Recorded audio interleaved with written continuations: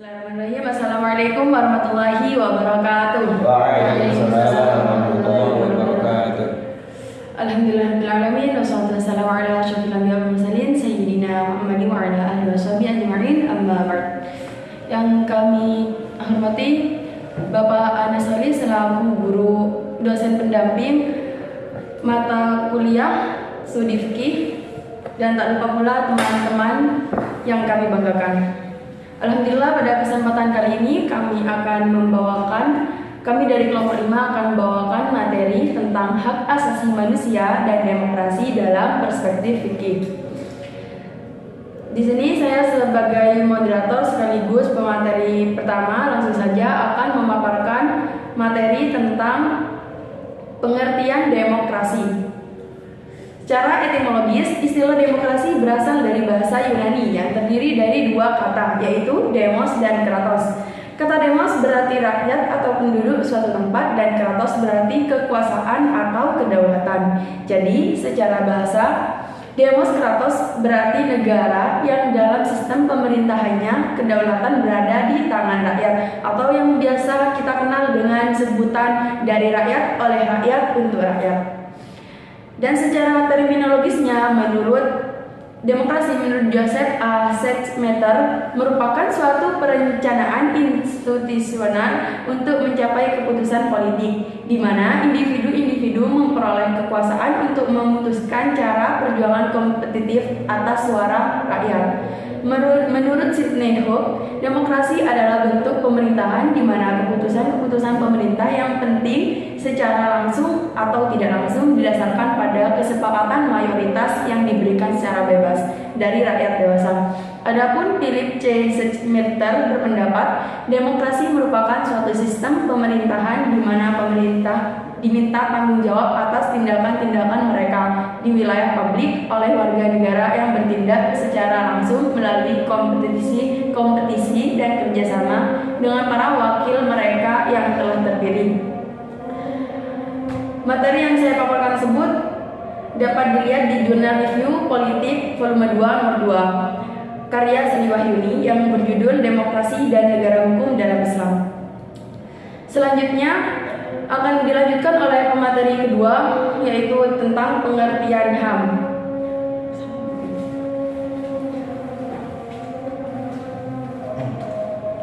Ya, saya yang bernama Zaid Fawas akan melanjutkan materi tentang pengertian HAM.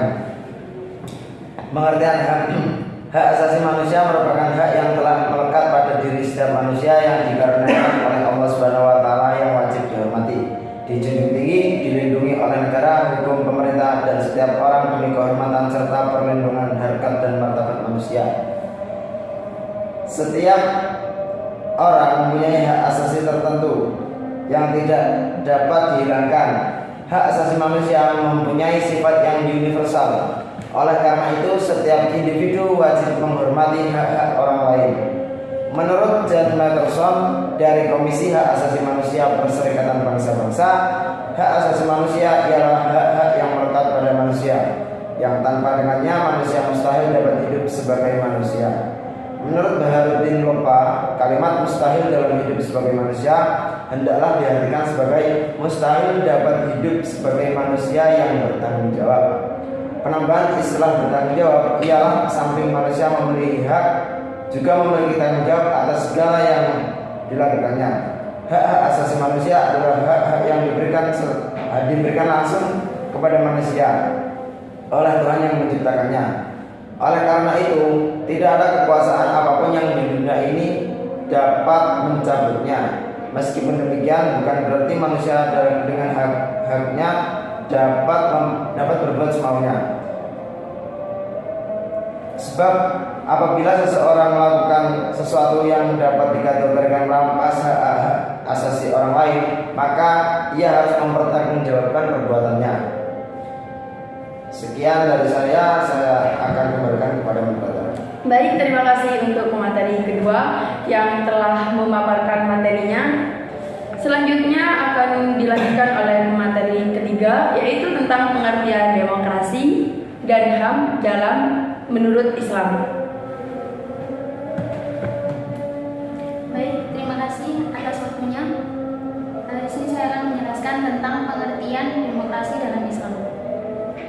Antara Islam dan demokrasi terdapat titik temu. Islam pada tataran nilai yang kemudian dikenal dengan pemikiran Sri Wahyuni dari jurnal Review Politik 164 volume 2. Islam substansial mengajarkan nilai-nilai berupa keadilan, kesetaraan, persaudaraan, dan toleransi.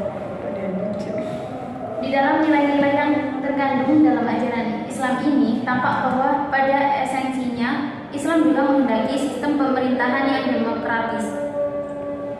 Pendapat lain menyatakan bahwa negara yang Islami jika dapat menegakkan 5 prinsip konstitusional, yaitu musyawarah, keadilan, kebebasan, persamaan, dan pertanggungjawaban di depan rakyat.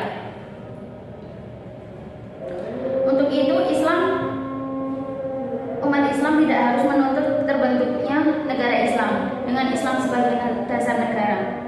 Namun, apapun bentuknya, yang terpenting bahwa nilai-nilai Islam tersebut dapat beraplikasikan dalam kehidupan masyarakat, berbangsa, dan bernegara. Begitu juga dalam sistem demokrasi yang saat ini telah dianut oleh berbagai negara di dunia. Dalam konsep demokrasi ini juga mengandung nilai-nilai keadilan, transparansi sistem pemerintahan, kesetaraan, dan toleransi, sehingga konsep demokrasi barat ini juga seiring dengan ajaran Islam.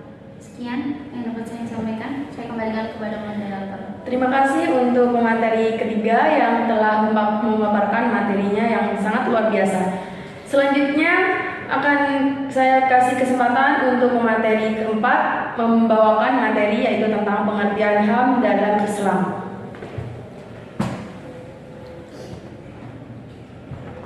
Baik, saya selaku pemateri keempat akan memaparkan pengertian tentang HAM dalam Islam.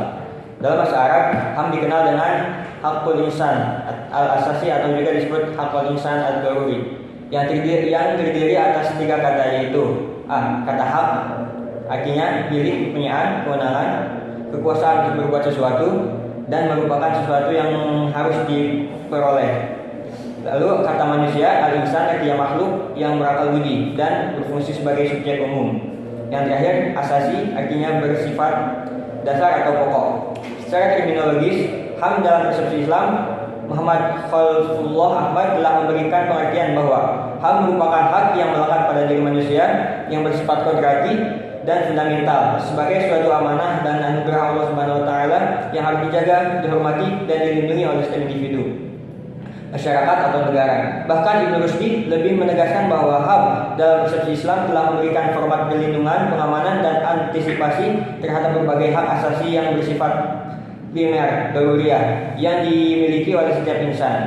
Perlindungan tersebut hadir dalam bentuk antisipasi terhadap berbagai hal yang akan mengancam eksistensi jiwa, eksistensi kehormatan dan keturunan, eksistensi harta, benda, material, eksistensi akal pikiran, serta eksistensi agama. Sekian pemaparan tentang HAM dalam Islam. Terima kasih, saya kembalikan kepada moderator. Baik, terima kasih untuk materi keempat. Setelah kita membahas tentang pengertian HAM dan demokrasi baik secara global maupun secara dalam Islam, berikutnya materi kelima akan menjelaskan tentang prinsip-prinsip yang ada pada demokrasi dan HAM. Waktu dan tempat kami persilahkan. Baik, saya sebagai pemateri kelima akan melanjutkan materi dengan judul prinsip demokrasi dan HAM dalam Islam. Prinsip demokrasi dalam Islam ada 6. Yang pertama adalah prinsip syura atau musyawarah. Dapat dilihat dalam Quran surat Asy-Syura ayat 38 dan Ali Imran ayat 159. Yang kedua adalah al-adalah, yakni keadilan. Keadilan dapat dilihat pada Quran surat An-Nahl ayat 90 dan Al-Maidah ayat 8. Yang ketiga adalah al-musawah, yakni kesejajaran. Kesejajaran dapat dilihat pada Quran surat Al-Hujurat ayat 13. Yang keempat adalah al-amanah, yakni kepercayaan.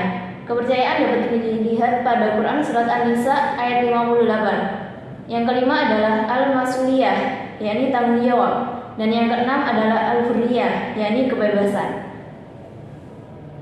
Prinsip HAM dalam Islam terdapat ada 6. Yang pertama adalah prinsip martabat manusia, yang kedua prinsip persamaan, yang ketiga prinsip kebebasan berpendapat, yang keempat kebebasan beragama, yang kelima hak atas jaminan sosial, dan yang terakhir adalah hak atas harta benda. Sekian dari saya kembalikan ke moderator. Baik, terima kasih untuk materi kelima dan juga para pemateri yang lain yang telah memaparkan materinya. Mungkin hanya itu yang dapat kami sampaikan dari kelompok 5. Kurang lebihnya kami mohon maaf yang sebesar-besarnya. Jangan lupa like, komen, dan subscribe. Assalamualaikum warahmatullahi wabarakatuh.